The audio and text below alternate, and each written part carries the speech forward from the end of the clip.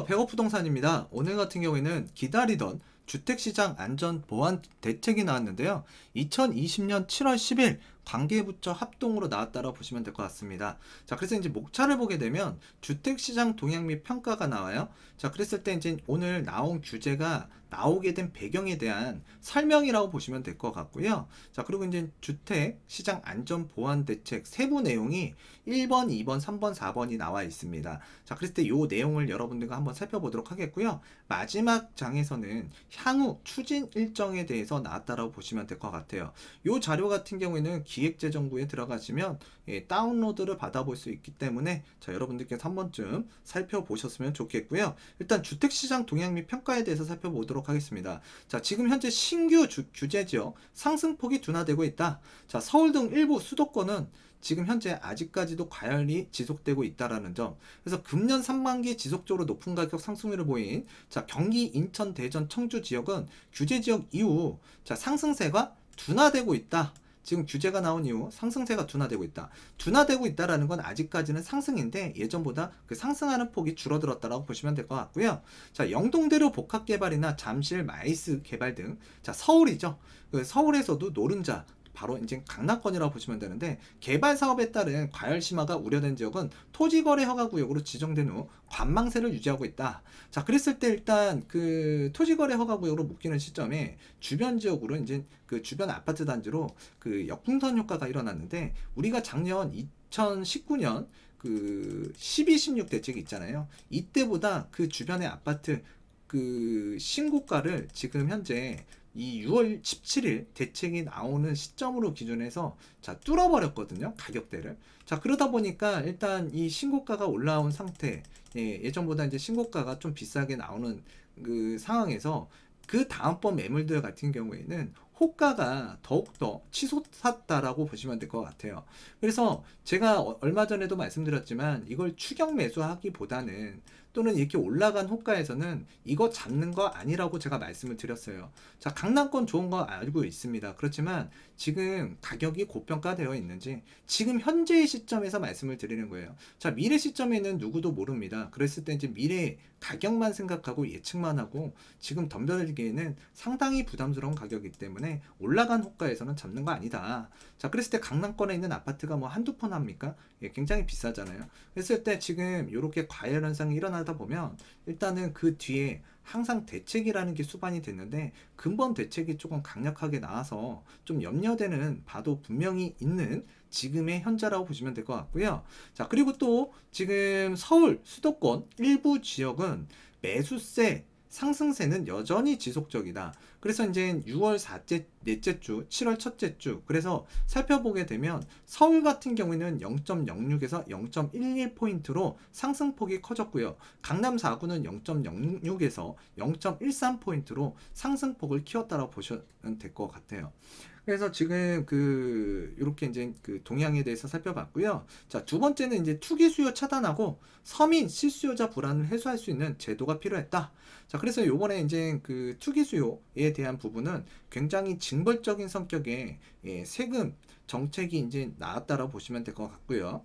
자, 그리고 이제 서민 실수요자에 대한 부분은 일단 공급이 확대되는 측면, 그 다음에 이제 취득세 감면 요건, 그리고 또 이제 그 사전 청약 물량을 좀 확대시키는 방향. 근데 이제 이런 내용들이 실제로 그 이제 좋은 효과도 분명히 있겠지만 여러분들이 간단하게만 생각해 보시면 같이 따라오는 좀 불안 요소도 분명히 있어요. 그래서 이제 요번 규제로 인해서 또 다른 부작용도 분명히 예상되는 바가 있는데 일단 그 부분은 나중에 말씀을 드리도록 하겠고요. 자, 주택시장 선행지표인 주택거래량은 그 수도권 기준 최근 지속적으로 증가하고 있고 주택시장 기대심리지수도 상승 추이를 보이고 있다. 자, 그래서 이제 상승하고 있는 심리, 그래서 심리가 굉장히 중요하다고 말씀드렸어요. 자, 전 세계적으로 이제 저금리 기조, 자, 지금 현재 물가 상승률보다 이 은행의 내가 자금을 저축을 하게 되면 일단 실질적으로는 저축만 하는 느낌만 들 뿐이지 내 자산은 마이너스 상태거든요. 그러다 보니까 사람들이 어떤 일을 하죠? 바로 투자라는 걸 하게 됩니다. 그 투자를 할 때 대표적으로 우리나라 사람들이 좋아하는 게 주식과 부동산이라고 보시면 될 것 같아요. 부동산 가격 그래서 올라갔다라고 단순하게 이해하셔도 될 것 같아요. 자, 그런데 이제 규제가 심하게 되면 최근에 그 주식 시장의 주식 계좌가 굉장히 기하급수적으로 늘어났다. 자, 그리고 지금 현재 제가 어제 영상에서도 말씀드렸다시피 대한민국 같은 경우에는 지금 코로나 바이러스 때문에 지금 공매도가 지금 8월 때까지는 유예가 되어 있거든요. 근데 이제 공매도가 되는 시점에는 주식시장 여러분들 만만하게 보시면 안 될 것 같습니다. 그래서 이제 주식하시는 분들도 좀 조심하게 대응해야 되는, 자, 2020년 9월달 주식시장이라고 보셔야 될 것 같고요. 뭐 다른 거 이유 없이요. 일단 공매도라는 것 자체가 다시 시작되면 이 개미 투자자가 굉장히 힘들어지는 상황이 많이 발생이 돼요. 자, 그래서 이제 없어져야 되는 좀 이 규제 공매도라는 제도를 좀 바꿔야 되는 대한민국 이 주식 풍토라고 봐야 될 것 같은데, 언제 그런 시장이, 그러니까 그런 규제들이 좀 변화가 생길지 그것도 한번 우리가 지켜봐야 될 것 같아요. 자, 전 세계적으로 이제 저금리 기조, 풍부한 유동성, 그래서 이제 주택시장 유입이 될 수 있는 자금이 풍부한 상황에서 시장 불안정성 요인도 상존하고 있다. 자, 그래서 이제 주택시장 높은 기대 수익률을 낮추지 못하게 하면 주기적으로 주택가격 상승 반복이 우려가 된다. 그러니까 주택가격은 지금 이대로 둬서는 주택가격 계속 상승할 것 같은 거예요. 그래서 이제 이 규제가 나왔다고 보시면 되고요. 또 이렇게 주택가격이 올라가다 보니까 실수요자, 내 집 마련 불안감, 그리고 이제 신축 선호 등의 이유로 30대 등 젊은 층을 중심으로 해서 추격 매수 심리가 확산하고 있다. 자, 지금 저축하면 뭐합니까? 주택가격 막 뛰는데. 근데 내가 살 집 하나는 필요하잖아요. 그런데 일단 내가 7억짜리 집을 샀습니다. 자, 예를 들어서 이제 전세가 4억이에요. 근데 이제 내가 3억 가지고 미리 사놓은 거죠. 즉 갭 투자를 한 거예요. 그래서 이제 지금 서울 지역에 7억짜리 아파트 찾아보기는 어렵지만 지금 서울 같은 경우에는 규제 지역이라 LTV가 40% 적용이거든요. 자, 그랬을 때 지금 내가 이 집에 들어가기 위해서는 일단 LTV 7428 2억 8천, 2억 8천만 원이 이제 그 대출로 나오는데, 일단 이 전세보증금 4억을 빼주기 위해서는 내가 조금 더 저축을 해야 되잖아요. 그래서 한 1억 2천만 내가 더 모으게 되면 이 집에 들어갈 수 있는 거거든요. 자, 그래서 이제 뭔가 2년이면 3년이면 또는 4년이면 이 1억 2천을 마련할 수 있겠다라는 기대감에 사실 이 신혼부부, 맞벌이 부부, 30대 40대 부부가 취득하는 그 계기가 됐다라고 보시면 되는데, 왜 그러냐면 지금 이 돈 모아가지고 주택 사야지, 자, 그렇게 생각했다가는 이 주택 가격이 8억 가구, 9억 가구, 10억 가구 이런 현상이 일어나다 보니까 상대적으로 박탈감이 많이 컸던 거예요. 그래서 이제 그 갭 투자가 뭐 다주택자 진짜 주택을 뭐 여러 채 해가지고 투자하시는 분들도 분명히 있지만, 요렇게 생각해서 이제 그 주택이라는 그 내 집 마련이라는 부분을 접근하시는 분들도 분명히 있었다라는 거, 알아두셔야 될 것 같아요. 그래서 이제 그러한 이유로 30대 등 젊은 층에서 일단 신축 선호도가 굉장히 높잖아요. 그랬을 때 이제 그 아파트 추격 매수 했던 배경의 원인이라고 보시면 될 것 같고요. 무주택 실수요자 소외감 불안감을 느끼지 않는 수준의 지속적이고 충분한 공급 시그널이 필요하다. 자, 그랬을 때 이제 공급 확대를 한다고 하는데, 지금 공급을 확대한다고 해서 지금 당장 늘어나는 건 아니잖아요. 자, 그렇지만 기존의 정부 기조와는 다르게 공급에 대한 필요성에 대해서 인식을 하기 시작했다는 거에 대해서 저는 좀 더 긍정적인 내용이라고 보여지고요. 그래서 공급을 좀 확대하는 방안을 마련해 줬으면 좋겠습니다. 자, 그런데 이제 사람들이 살기 좋아하고 원하는 지역에 공급이 필요한 거지, 사실 지금 그 교통편 불편하고 좀 지리적으로 일자리와 먼 지역에 공급을 많이 한다고 해서 이 주택난이 해결되는 건 아닌 것 같고요. 자, 그런 내용들은 이제 나중에 뭐 살펴보도록 할게요. 자, 그래서 이제 주택시장 안정 보완 대책 세부 내용 살펴보면 그 서민 실수요자 부담 경과시키겠다. 자, 그래서 이제 생애 최초 특별 공급 확대하겠다. 그리고 또 이제 그 적용 대상으로는 국민주택뿐만 아니라 민영주택 공급하겠다라고 얘기하고요. 공급 비율은 국민주택 20%에서 25%까지 확대하고, 85제곱미터 이하 민영주택 중 공공택지예요. 민영주택 중 공공택지의 분양 물량을 15% 민간 택지에는 7%를 늘리겠다. 이게 지금 뭐 적은 숫자는 아닌데 생각했던 만큼은 아니라고 보셔도 될 것 같아요. 그래서 이제 기존보단 어찌됐든 늘어났기 때문에 좀 우리가 반겨야 되는 내용이라고 보시면 될 것 같고요. 자, 그렇지만 이제 그 일반 청약을 통해서 공급받는 분들 같은 경우에는 조금 상대적으로 이제 특별 공급, 그래서 생애 최초 특별 공급 확대안이 좀 늘어났기 때문에 좀 상대적으로 조금 박탈감이 좀 있을 수도 있어요. 자, 그리고 이제 소득 기준을 보게 되면 예전에 우리가 특별 공급 받기 위해서는 이 소득 기준에 많이 걸렸거든요. 그랬을 때 지금 이 소득 기준을 조금 높여줬기 때문에 예전보다는 조금 이 신혼부부 특별 공급 소득 기준을 완화했기 때문에 더 많은 사람들이 참여할 수 있는 기회가 생겼다라는 점, 그 기회라는 게 생겼다라는 거에 대해서 환영할 만한 내용이지만 일단 기본적으로 그만큼 그 소득 구간을 좀 늘렸다라는 거는 앞으로 경쟁도 지금보다는 더욱더 치열하겠구나라고 생각도 하셔야 돼요. 저 같은 경우에도 이제 신혼부부 특별공급을 굉장히 고민했던 했던 사람 중에 하나인데 이게 쉽지가 않아요. 쉽지가 않다. 자, 그랬을 때 지금 나보다 조금 더 소득이 높은 사람들이 또 이 신혼부부 특별공급의 대상자가 될 수 있기 때문에 경쟁은 조금 더 치열해질 것으로 보여집니다. 자, 그러한 단점도 같이 존재하는 내용이라고 판단하셔야 될 것 같고요. 자, 그 다음에 주택구입 부담에 대한 경감입니다. 그래서 이제 생애 최초 주택에 대해서는 취득세를 감면하겠다.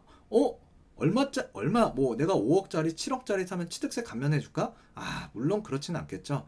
현재 신혼부부에 대해서만 허용하는 생애 최초 주택 구입 시 취득세 감면 혜택을 연령이나 혼인 여부와 관계없이 확대 적용하겠다. 그래서 이제 확대 적용을 한다라는 점, 긍정적인 내용이고요. 하지만 이 조건이라는 게 붙겠죠. 1.5억 원, 그래서 1억 5천만 원 정도 한 이하의 주택은 100% 감면. 근데 이제 수도권 같은 경우에 1억 5천 이하의 주택 찾기가 굉장히 어렵겠죠. 자, 그리고 이제 1억 5천 초과 3억 원 이하 또는 수도권 같은 경우에는 4억 원 이하일 경우 취득세를 50% 감면해 주겠다. 자, 그랬을 때 이제 우리가 이 수도권 같은 경우에도 이 4억 원 이하의 주택시장 분명히 그러니까 있다라고 보시면 되는데 대체적으로 지금 주택 가격이 많이 올라왔기 때문에 그 해당되는 주택이 그렇게 많지는 않을 거다. 특히나 내가 원하는 집, 그 집이 4억 원이 대부분 넘어갈 거라고 보여지거든요. 그래서 이제 감면 혜택 보는 사람 그렇게 크지는 않을 것 같고요. 자, 그랬을 때 이제 감면 대상 주택가액은 세수 감소, 자, 규모, 추계 이후 그 조정 가능성이 있다. 그래서 먼저 하시는 분들이 혜택을 볼 것 같고요. 나중에 하는 사람들은 이 세수 감소, 규모 추계 이후에 이제 조정 가능성이 있기 때문에 받을 수도 있고 좀 줄어들 수도 있다라는 거 알아주셨으면 좋겠습니다. 자, 그리고 이제 서민 부담 경감, 그래서 이제 중저가, 자, 중저가라고 이렇게 얘기를 했는데 중저가 주택의 기준이 무엇인지 아직 명확하지가 않고요.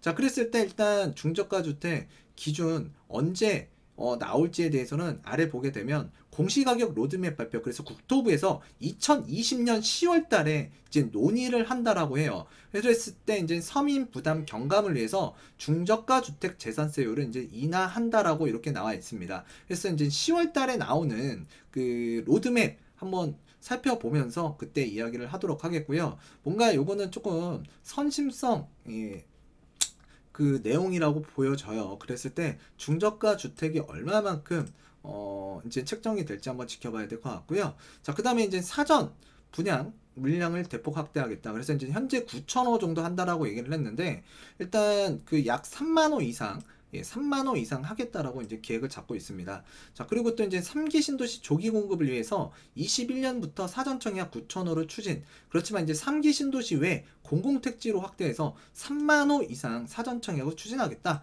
요거는 지금 사실 그 시장에 공급에 대한 시그널을 강력하게 주면서 사람의 심리를 조금 누그러뜨리기 위한 내용이라고 보시면 될 것 같아요. 그래서 이제 3번, 4번, 5번은 일단 아직 그 지금 현재 주택을 취득하지 못하신 분들에 대한 심리적인 안정감을 주기 위해서 좀 나았다. 근데 이제 세부적으로 보게 되면 조건이라는 게 붙어 있다라는 거 꼭 기억을 해주셨으면 좋겠고요. 자, 서민 실수요자 소득 기준 완화. 그래서 이제 LTV DTI를 10% 우대하고 서민 실수요자 소득 기준을 완화하겠다.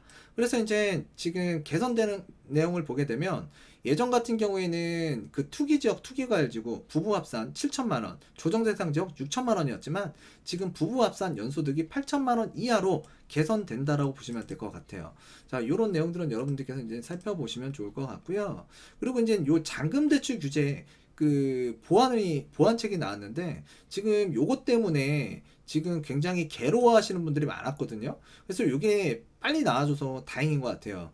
규제지역 지정 변경 전까지 입주자 모집 공고가 된 사업장에 무주택자 및 처분조건부 1주택자 잔금대출에 대해서 규제지역 지정 변경 전 대출 규제를 적용하겠다. 그래서 2020년 7월 13일부터 이제 시행한다라고 나와 있는데요. 자, 일반적인 대출 규제 변경 시에는 경과 조치와 동일하게 조정하겠고, 다주택자는 규제 지역 지정 변경 전까지 대출받은 범위 내에서 잔금 대출이 가능해진다라고 합니다. 자, 그래서 요 내용들이 조금 개선돼서 나왔기 때문에 조금 그래도 잘 나온 규제라고, 그러니까 내용이라고 보시면 될 것 같고요.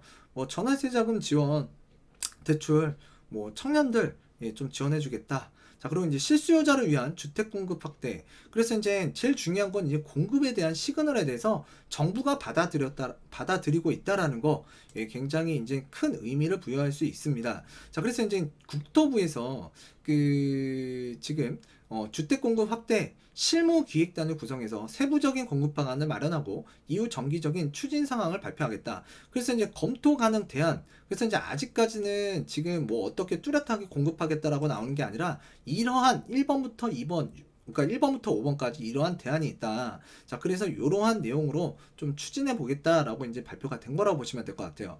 그래서 이제 관계부처 장관 지자체가 참여하는 부총리 주재 주택 공급 확대 TF를 구성해서 근본적인 주택 공급 확대 방안 마련. 그래서 이제 요 내용이 얼마만큼 이제 계획되고 추진될 것인지 앞으로 지켜봐야 될 내용이에요. 그래서 지금 1번 도심 고밀 개발을 위한 도시계획 규제 개선을 하겠다. 그 다음에 3기 신도시 용적률 향상하겠다. 자, 3기 신도시 용적률 상향하는 거, 이게 조금 실현 가능성이 굉장히 높을 것 같고요. 자, 지금 3번 도시 주변 유휴부지, 도시 내 국가시설 부지 등 신규 택지 추가 발굴하겠다. 자, 이런 것들 이제 이전시키고 뭐하고 하려고 그러면 시간이 좀 오래 걸리기 때문에 그런 부분을 좀 염려스럽고요.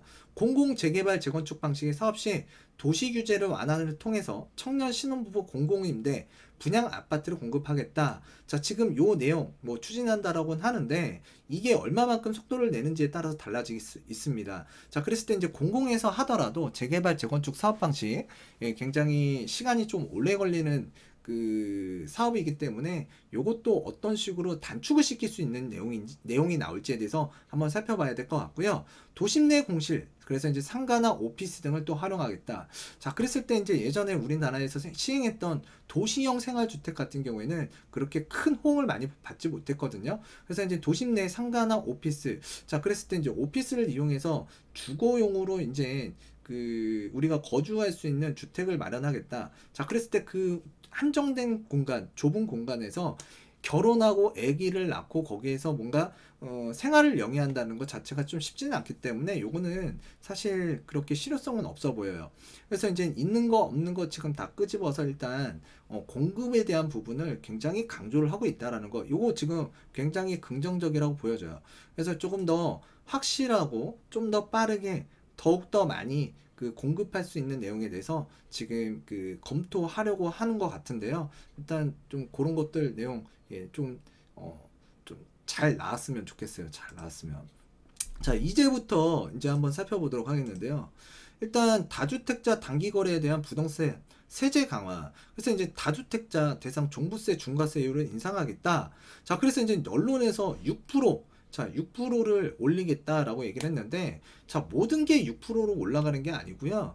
해당 조건에 맞는 사람이 지금 개정되는 내용에 따라서 최대 6% 세율이 적용된다고 보시면 돼요.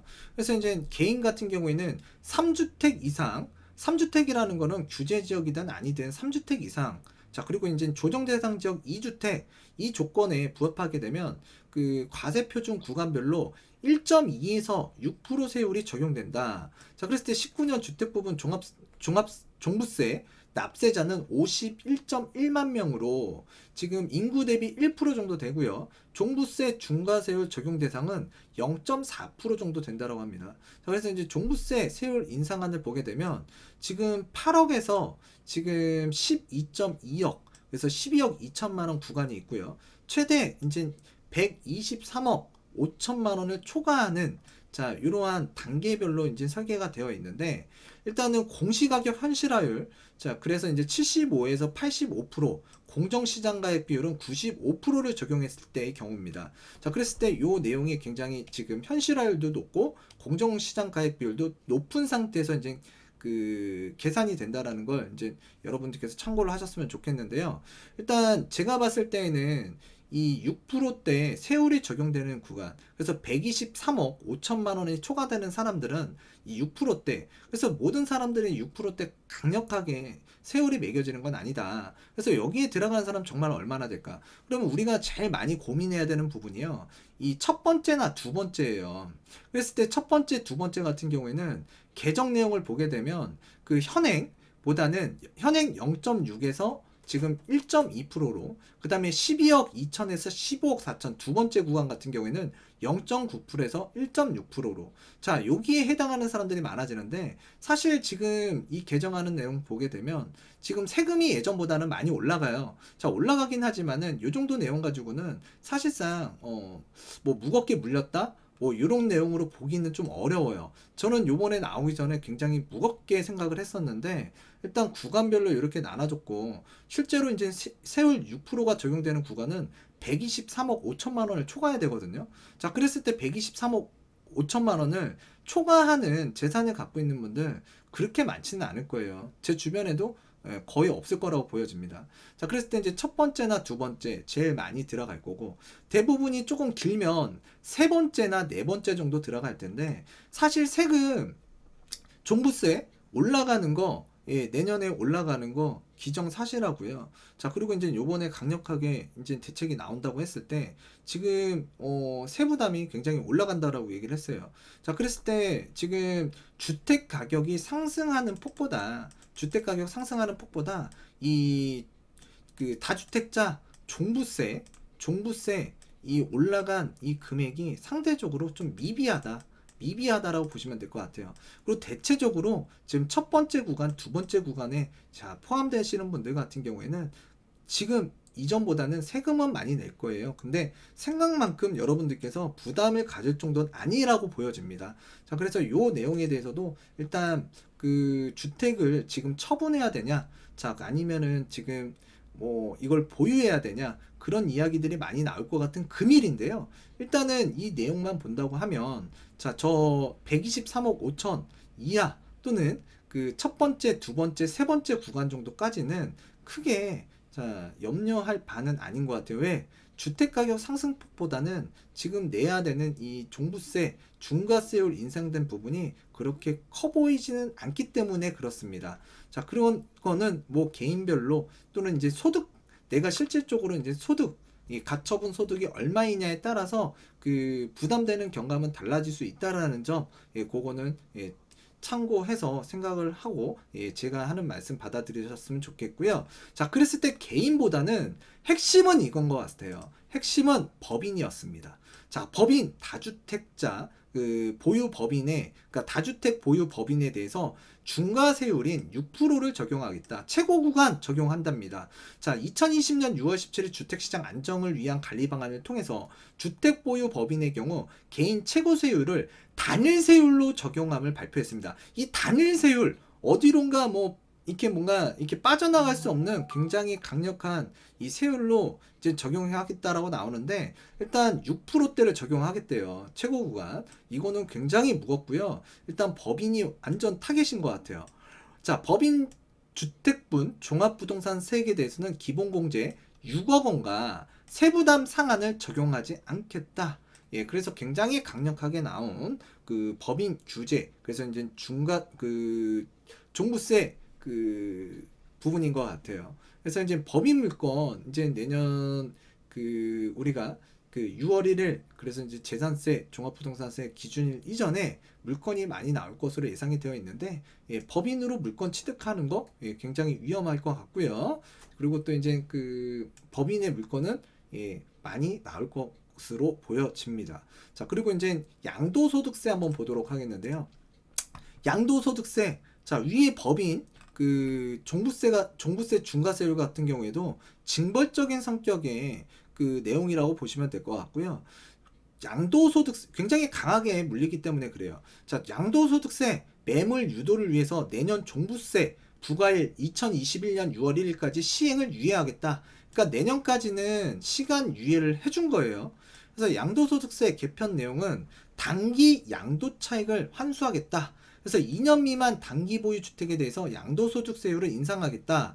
그래서 1년 미만 같은 경우에는 현행 40%에서 70%로, 2년 미만인 경우에는 기본세율에서 60%로 확대하겠다. 그래서 이제 요 내용이 이제 내년까지 유예가 되고 내년 이후부터는 이 내용이 적용된다고 보시면 될 것 같은데, 일단은 단기적인 투자 안 하면 될 것 같고요. 기본적으로 자 2년 이상 지나가게 되면 또 뭐 이런 부분은 좀 완화되는 면이 있기 때문에, 자 여러분들께서 양도소득세 좀 약하게 생각했던 것보다는 나았다 뭐 이렇게 얘기하시는 분들도 있는데, 일단은 양도소득세가 어찌됐든 단기 투자 뭔가 투기 수요를 좀 잠재우기 위해서 좀 이 양도소득세율을 이 1년 그 다음에 2년 미만 주택 처분하는 사람들에 대해서는 좀 세금을 무겁게 물리게끔 설계를 해놨다라고 보시면 될 것 같고요.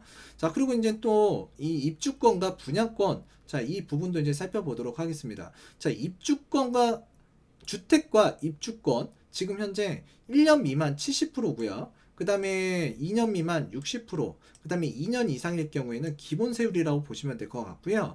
그 다음에 이제 분양권 같은 경우에는 70%, 2년 미만일 경우에는 2년 이상이든 60%라고 보시면 될 것 같아요. 그랬을 때 이제 양도소득세 같은 경우에는 1주택자가 2년 이상 우리가 비규제 지역 같은 경우에 2년 보유, 그 다음에 규제 지역 같은 경우에는 2년 거주, 2년 보유를 하게 되면 1가구 1주택자 비과세가 되기 때문에 일단은 2년 이내에만 처분하지 않게 되면 이 양도세에 대한 부분은 걱정은 안 하셔도 될 것 같아요. 그래서 이제 그런 부분들을 여러분들께서 좀 차이점을 알고 이해를 하셨으면 좋겠고요. 자, 그랬을 때 일단 다주택자 중과세율을 인상하겠다고 합니다. 자, 그랬을 때 이제 규제지역 다주택자 양도세 중과세율 인상 폭을 한번 보게 되면, 지금 현행 조정 대상 지역 규제지역이죠. 자, 지금 2주택 같은 경우에는 양도할 때 10% 중과가 됐고, 그리고 3주택자는 20%가 중과가 됐는데, 요게 10포인트씩 올라가서 2주택자 같은 경우에는 20%, 3주택자 같은 경우에는 30%가 중과가 된다. 자, 그랬을 때 일단 내년까지 이제 종부세 매물 유도를 위해서 내년까지 이제 종부세 부과일을 시행 유예하겠다라고 나오는데, 일단은요 요 부분에 대해서 생각이 되게 많을 것 같고, 많은 전문가분들도 예, 이야기가 굉장히 많이 나올 것 같아요. 어떤 부분으로 이야기가 나올까? 제가 봤을 때는 이 집을 지금 현행도 중과세를 물고 있잖아요. 자, 중과세에 예를 들어서 기본세율, 자 지금 적용돼서 굉장히 세금이 지금 주택가격이 전반적으로 올랐기 때문에 양도 차익이라는 게 많거든요. 그랬을 때 중과세를 이렇게 지금 물리고 있는 현 시점에서 과연 이걸 처분하고 지금 이 현금으로 갖고 그러니까 현금으로 갖고 있어야 된다는 얘기인데, 지금 이 현금이 갈 수 있는 데가 채권이라든가 또는 뭐 P2P라든가 또는 뭐 금이라든가 또는 이제 주식시장으로 이제 흘러간다라고 보셔야 되는데, 대부분 주식시장 되게 무섭고요. 자, 그리고 또 금이라는 거는 굉장히 시간도 오래 걸리고 또 부가가치세라는 것도 이제 지불을 해야 되고, 금 같은 경우에는 현물을 샀다 대부분 한 10% 이상은 올라줘야 기본이라고 보시면 될 것 같아요. 자, 그리고 이제 채권, 자 이거 만만치 않죠. 뭐 회사채, 여러분들의 회사의 경기가 어떻게 지금 경기 많이 불안하다고 하잖아요. 자, 그랬을 때 그런 내용들도 이제 돈이 갈 데가, 그러니까 돈의 흐름이 갈 데가 없는 상황에서 지금 어찌됐든 이 중과세라는 부분 안 물면 되잖아요. 안 물면. 그리고 내가 지금 고가주택 뭐 15억 이상, 그 다음에 주채를 뭐 갖고 있다, 이런 상황도 아니고요. 15억에 뭐 예를 들어서 3억짜리, 뭐 7억짜리 요 이내에 있는 주택을 하나 갖고 있을 때, 지금 위에서 우리가 살펴보게 되면 다주택자 종부세 그 중과 내용을 살펴보게 되면 세금은 조금 오르긴 하지만, 예, 그래도 이 내용을 가지고 우리가 그 무겁게 느끼는 사람도 있겠지만, 이 주택가격 상승이라는 부분이 이 종부세 인상된 부분보다는 훨씬 더 크다고 판단을 하고, 매물이 오히려 잠기는 형상도 나올 수가 있습니다. 더욱더.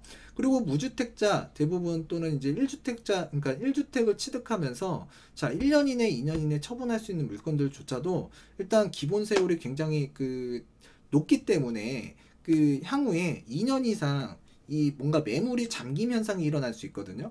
2년 이상 있으면 일단 비과세 조건을 맞추면서 이 저기가 될 수 있잖아요. 그 비과세를 받을 수 있잖아요. 또는 기본 세율로 돌아가잖아요. 자, 그렇기 때문에 오히려 이게 지금 내년까지 시행 유예를 준다라고는 하는데, 지금 1주택을 취득하면서 뭔가 하는 분은 그 시간이 지나가면 뭐 문제가 될 것 같지는 않고요. 다주택자도 이걸 지금 중과세 물고 팔아야 되나, 지금 요 부분에 대해서 고민이 많은데, 이거 팔고 나서 어디 갈 데도 없고요. 똑같은 물건 취득할 물건도 분명히 없을 거예요. 그래서 저는 요게 굉장히 이번 규제에서 조금 변수로 지금 다가올 것 같고요. 내년에 오히려 공급이라는 부분이 줄어든다라는 얘기 많이 들어보셨죠? 자, 그랬을 때 요 현상으로 인해서 오히려 매물이 잠기면서, 예, 시장에 거래할 수 있는 재고주택이 당분간 사라지지 않을까라고도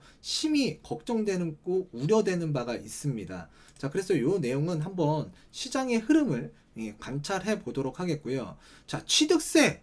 저는 요번에 가장 강력했던 게 이 취득세 분야인 것 같아요. 그래서 이제 그 다주택자 부담 인상, 그래서 다주택자 법인 등에 대한 취득세율을 인상하겠다. 그랬을 때 이제 2주택 8%, 3주택 이상, 법인 같은 경우에는 12%. 법인은 와, 뭐 취득이든, 예, 보유했을 때 거의 그냥 망인 것 같아요. 큰일 난 것 같아요.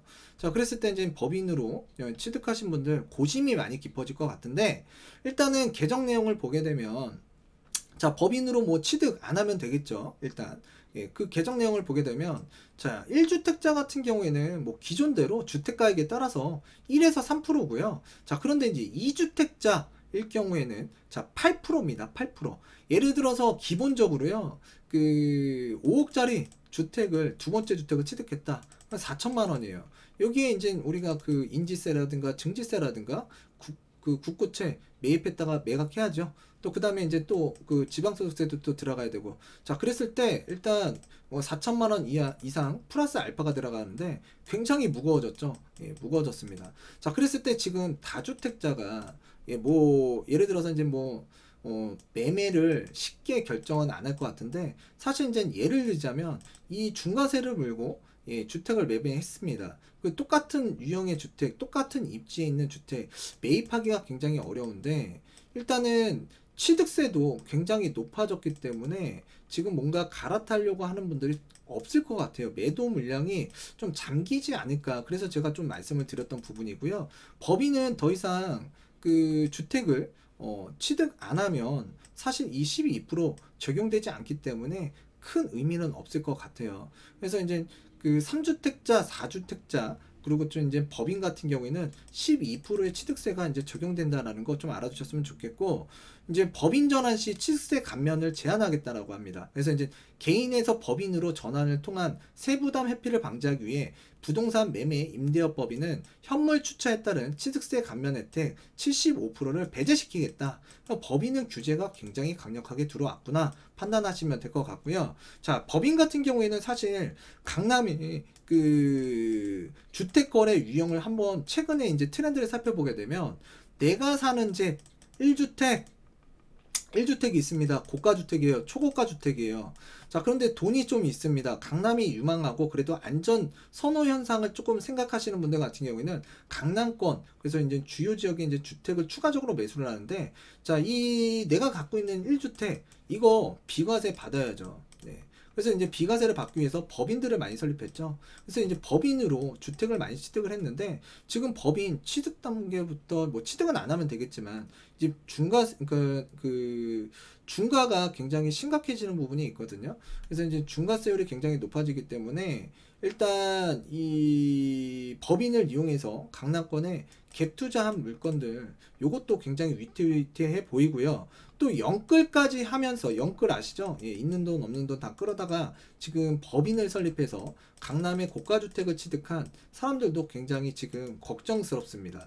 지금 영끌까지 했는데 대출이자 많이 나갈 거 아니에요. 자, 그런데 이제 종부세 부담 굉장히 강력하게 나온다고 한다면, 자, 요거 생활하는데 굉장히 지장이 많겠죠. 그래서 이제 법인 물건, 예, 분명한 건 예, 많이 나올 것 같고, 그 다음에 이제 또 법인 물건을 고가주택, 초고가주택을 영끌해서 사신 분들 같은 경우에도 좀 고통의 나날이 조금 시작될 수 있다라는 거. 자, 그랬을 때 이제 시장에서 일단 고가주택 시장의 물량, 자, 이제 재고 아파트 나오는 부분을 좀 확인도 해보실 필요가 있을 것 같아요. 자, 이제 법인과 개인은 굉장히 다른데 법인이 굉장히 무겁게 나왔다. 자, 그리고 이제 재산세 한번 보도록 하겠습니다. 재산세 같은 경우에는 다주택자 보유세를 인상하겠다. 근데 이제 인상하는데 요거는 정말 잘한 것 같아요. 자, 예전 몇 년 전부터 이런 얘기가 많이 나왔는데, 다주택자 보유세 인상, 그래서 부동산 신탁시, 자, 부동산 신탁사를 이제 이용해서 이제 이 재산세나 종부세를 일부 좀 우회해서 좀 피해가는 분들이 많았는데, 일단 종부세, 재산세 등 보유세 납세자를 수탁자, 그래서 신탁자죠. 신탁사요. 신탁회사에서 이제 원소유자 위탁자로 변경을 하는 종부세법 개정, 지방세법 개정을 하겠대요. 그래서 다주택자들이 주택을 신탁하는 경우 수탁자가 납세 의무자가 돼서 종부세 부담 완화되는 점을 활용하는 문제를 방지하겠다. 그래서 우회하는 방법, 요 방법을 이제 법 개정을 통해서 이제 하겠다라고 하는데, 일단 형평성 문제를 통해서 이제 차원에서 본다 그러면 요 내용 같은 경우에는 조금 이게 맞는 것 같아요. 요거는 잘한 것 같고요. 또 이제 등록 임대사업자 제도에 대한 보완이 또 나왔습니다. 그래서 이제 단기 임대 등록 제도를 이제 개편한다고 하는데, 단기 임대 4년, 아파트 장기 일반 매입 임대 8년. 그래서 이제 요 내용을 폐지하겠대요. 폐지. 적극적으로 장려할 때가 있었지만 일단은 조금 이 내용에 대해서 요즘에 말이 많은데, 일단 폐지를 하겠다. 자, 그래서 누가 잘못했냐, 누가 뭐 실수했냐, 이게 중요한 것 같지는 않고요. 일단 우리는 뭔가 발표됐을 때 내용이 나오면 어떻게 대응할 것인가가 굉장히 중요한 것 같아요. 그래서 이제 단기 임대의 신규 등록 및 장기 임대로의 유형 전환은 불가하다. 그리고 이제 세제 혜택 제공하지 않겠다. 자, 이렇게 보시면 되고요. 그 외 장기 임대 유형은 유지하되 의무 기간 연장, 그래서 8년에서 10년 등 공적 의무 강화. 예, 그리고 이제 폐지 유형 관리를 보게 되면, 폐지되는 단기 및 아파트 장기 일반 매입 임대로 등록한 기존 주택은 임대 의무 기간 즉시 자동 등록 말소가 된답니다. 자동으로 말소시켜 주겠대요. 등록 말소. 그래서 자동 등록 말소가 된다. 그래서 요 임대사업자 제도를 보완하는 게, 일단은 더 이상 혜택 안 주고, 그 다음에 이제 기존에 있는 사람들 만기 돼버리면 자동 등록 말소 시켜주겠다. 자, 그래서 이제 요걸 상당히 축소시키겠다는 내용이죠. 없애겠다. 자, 임대 의무 기간 종료 전에도 자진 말소 희망 시 공적 의무를 준수한 적법 사업자에 한해 자발적인 등록 말소를 허용하겠다. 그래서 임대 의무 기간 준수 위반 과태료를 면제해 주겠다라고 합니다. 자, 그래서 이제 작년에 과태료가 1,000만 원에서 3,000만 원으로 늘어나는 구간이 있었거든요. 자, 그럴 때 이제 자진 납세를 하게 되면, 자, 200만 원 공제해 주고 800만 원 이 과태료를 물었던 사람들 좀 억울할 것 같아요. 대부분 임대 의무 기간 뭔가 이 공적 의무를 준수하면서 대부분 적법한 사업자분들이 대부분 제 주변에 많았거든요. 근데 이제 말소를 하면서 과태료를 물었던 분들이 있어요. 그런 분들 같은 경우에는 조금 좀 억울한 면도 있을 것 같아요. 그래서 이제 기등록 주택은 등록 말소 시점까지 세제 혜택에 대해서 유지를 하겠다. 그러니까 기존에 등록했던 분들 같은 경우에는 일단 여러분들의 포지션에 따라서 등록 말소를 할 것인지 자진 말소를 할 건지, 아니면 기존에 그 했던 부분은 세제 혜택에 대해서 그대로 유지가 된다고 하니까요. 또 여러분들의 상황에 맞게끔 자, 요 부분에 대해서 끌고 가시면 좋을 것 같아요. 자, 그리고 이제 사업자 관리가, 그래서 이제 매년 등록사업자의 공적 의무 준수, 그래서 이제 합동 점검을 정례하고 위반사항 발생 시 행정처분 등을 통해서 등록 임대사업 내실화를 하겠다. 자, 그래서 이제 중점사항으로 보면 임대 의무 기간 준수, 임대료 증액 제한, 임대차 계약 신고 등 핵심 의무 중점적으로 점검할 거고요. 또 요 내용에 대해서는 앞으로 임대차 3법 뭐 추진하고 있죠. 또 그거와 관련돼서 이제 또 한번 살펴보도록 하겠는데요. 일단 과태료 부과 및 등록 임대사업자 등록 말소 세제 혜택을 지금 뭔가 이렇게 이제 변화를 주고 있는 것 같은데요. 일단 여러분들 오늘 내용 전반적으로 살펴보게 되면 앞으로 전문가분들께서도 여러 이야기가 나올 텐데, 일단 시장에 지금 강력하게 뭔가 나오기는 했지만 주택가격 상승폭보다는 다주택자의 그 종부세 부분에 대해서는 크게 염려되는 바는 없다고 보여지는 규제예요. 그랬을 때 이제 지금 뭐 시장에 매물을 유도하기 위해서 지금 뭐 내년까지 이제 그 징벌적 성격의 지금 그 세율이라든가 또는 중간 세율을 조금 더 10포인트씩 올렸잖아요. 자, 그걸로 인해서 물건들이 과연 나올 것인가? 굉장히 제가 봤을 때는 좀 오히려 주택이 매물이 잠기지 않을까라는 생각도 뭐 단순하게 생각이 드는데, 항상 보면 단순하게 생각했던 것들이 맞는 것 같아요. 그래서 이제 뭐 제가 이 부분에 대해서는 예측한 부분인데, 일단 시장의 흐름과 방향성은 뭐 약 한 6주 정도를 전후로 해서 대부분 나온다고 하니까요. 한 요때 시점 돼서 한번 여러분들과 실제로 이 규제에 대한 내용, 자, 부작용이 나왔을까? 아니면 이 규제가 제대로 먹혔을지 한번 그 시점에 한번 살펴보는 시간을 따로 갖도록 할게요. 그래서 이제 향후 추진 일정 굉장히 중요하죠. 그래서 이제 세법은 7월 임시국회 통과를 목표로 조속히 추진하겠다, 빨리 하겠대요. 자, 주택공급방안 대책 TF를 바로 가동하겠대요. 그래서 조속히 가시적인 성과 도출하겠다. 자, 그래서 이제 그 도출되는 성과 한번 우리가 지켜봐야 될 것 같고요. 자, 그랬을 때 이제 요 위의 내용에 대해서 궁금해가지고 지금 이 항목별로 자, 이런 거를 담당하는 부서와 그 다음에 이제 사무관님 전화번호가 나와 있는데 하루 종일 연결이 안 되고 있습니다. 야, 연결이 안 되고 있어요. 그래서 지금 굉장히 지금 담당 공무원분들도 굉장히 지금 바쁘실 거고요. 그리고 이제 뭔가 추가적인 그 부분에 대해서는 Q&A 형식으로 뭔가 발표가 되지 않을까라고 생각이 돼요. 그래서 이제 그런 내용들 한번 기다려 보도록 하겠고요. 전화하기가 정말 어렵습니다. 궁금한 점도 굉장히 많은데, 자, 그랬을 때 일단 그런 내용들 찾아보셔야 될 것 같고요. 특히나 이제 그 대부분 일시적 2가구 이 비과세 혜택을 보려고 하시는 분들, 이거 굉장히 좀 이제는 주의 깊게 자, 움직이셔야만 이 비과세 혜택을 볼 수 있다라는 거 한번 말씀을 드리도록 하겠고요. 자, 그리고 이제 잘못하게 되면 취득세가 그 등기가 그러니까 두 번째 주택을 취득하게 되면 어떻게 되죠? 8%잖아요. 8%대. 예. 그럼 8%대면 뭐 예를 들어서 8억짜리다. 그럼 6,400만 원이에요. 예. 그런데 내가 만약에 주택을 갈아타고 싶다. 자, 그러면 사실상 일시적 1가구 2주택자 지금 기존의 주택 지금 등기 넘어가고, 그 다음에 이제 이 등기가 넘어간 시점에서 내가 들어가야 되는 주택, 요 취득하고 싶은 주택 취득해야 된다고 보시면, 사실상 이게 비과세 조건을 맞추기가 굉장히 어려워졌다고 보셔야 될 것 같고요. 또 이제 왜 그러냐면 또 대출을 받고 대출을 이용하게 되면 일단 이 대출 지금 우리가 6개월 이내에 그 기존 주택 처분해야 되고 6개월 이내에 전입해야 되는 조건도 생기잖아요. 그랬을 때 전반적으로 뭔가 혜택은 줬는데 그 혜택 부분은 굉장히 그 조건이 조금 아직까지는 까다롭고, 혜택을 볼 수 있는 사람은 주택구는 그렇게 크진 않다. 자, 그런데 이제 상대적으로 조금 이렇게 국가에서 취득이든 보유든 양도든 좀 강력하게 세수 확보를 하는 내용으로 많이 나온 것 같고요. 또 이에 따라서 지금 일부 부작용도 일어날 것 같은데, 부작용이 얼마 전에도 되게 많았죠. 그래서 이제 그 요번에 그 기존의 규제 전에 이제 뭔가 아파트 분양을 받으신 분들 같은 경우는 기존 종전에 그 대출 그 안으로 이렇게 또 이제 그 시행을 하겠다라고 이제 개정도 했고요. 이제 발표도 했습니다. 자, 그랬을 때 요번 규제로 인해서 또 다른 피해가 없도록 예, 조금 심사숙고해서 바로바로 문제점이 발생되면 좀 즉각적으로 조치를 해줬으면 하는 바람이고요. 자, 하여튼 오늘은 이쯤에서 맞추도록 하겠고요.